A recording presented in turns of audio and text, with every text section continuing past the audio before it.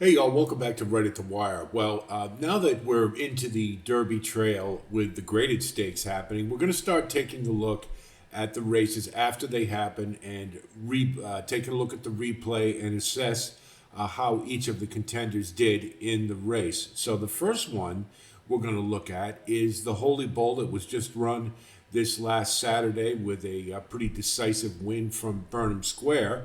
But we do want to look at some of the others who will likely be on the trail as we move forward. And before I forget, just get the housekeeping over with in advance. If you do like content like this, of course, please like and subscribe. So let's have a look at the Holy Bull. Okay, so here's the Holy Bull. And just to sort of recap, to give you a frame of reference, Burnham Square is number 7 on the extreme outside. Right next to him is Burning Glory, number 6. Tappan Street is number 3 to the inside. Next to him is number 2, Ferocious.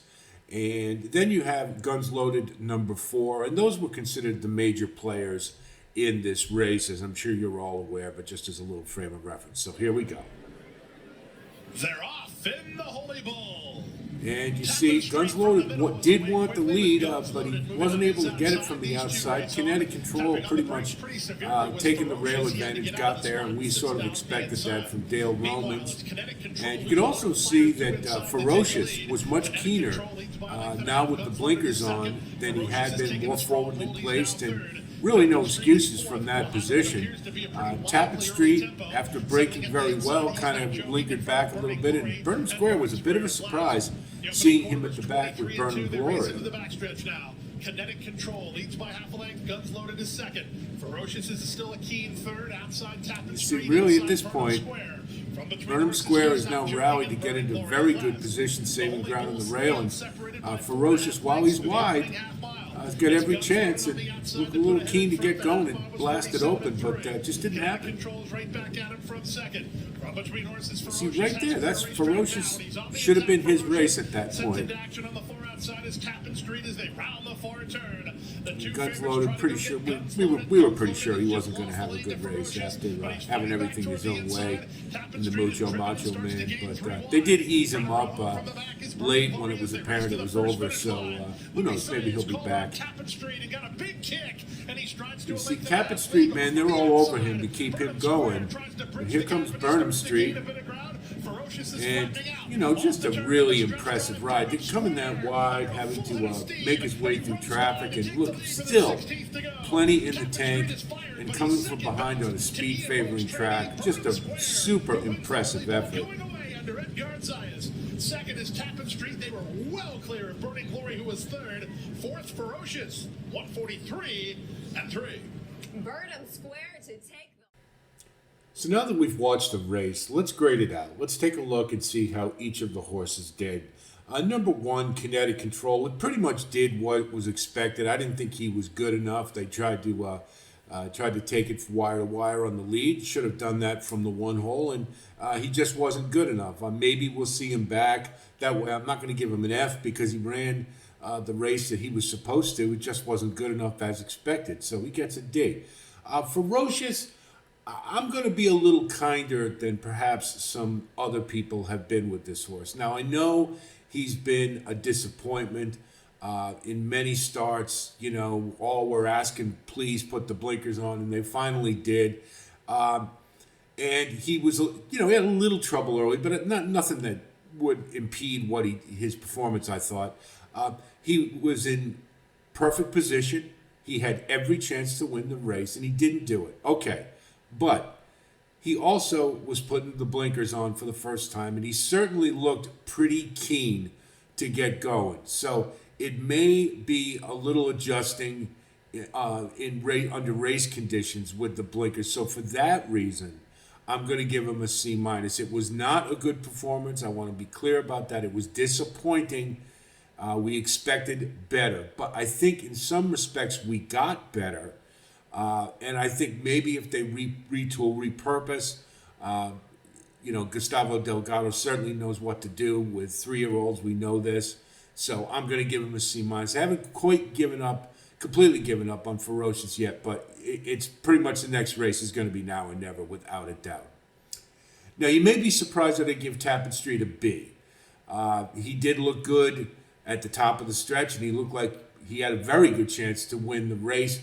Burnham Square was just better, and perhaps that's the story. But if you go back, watching it again as we did, you'll see they really had to get after Tappan Street all the way around the track. And secondly, he had every chance to win the race at the top of the stretch, and he wasn't good enough.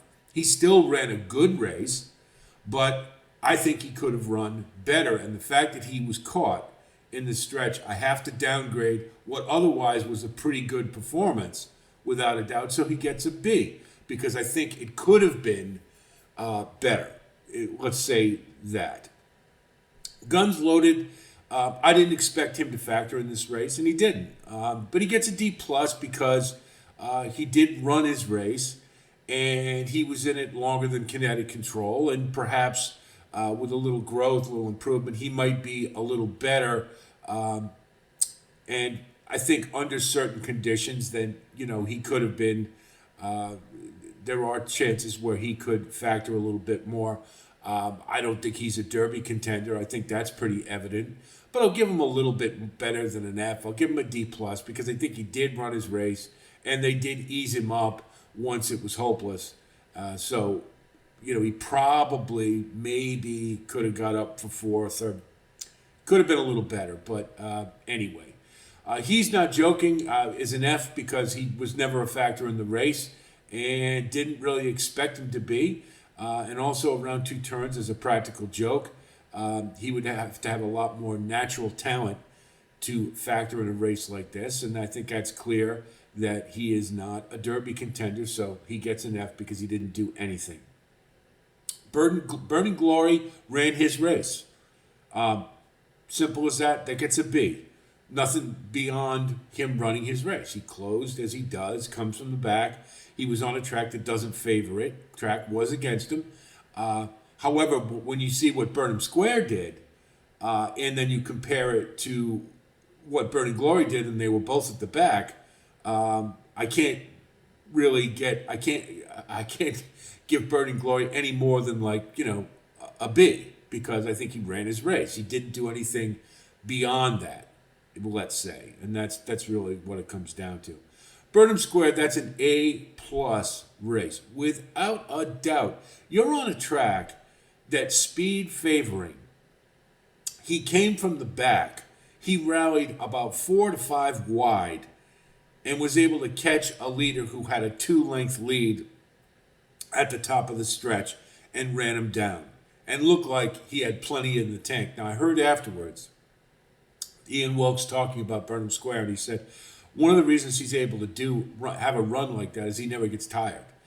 Good thing to know. This horse has plenty of stamina. So really to me, was an ultra impressive effort given the conditions, given what the horse had to do to work out a trip.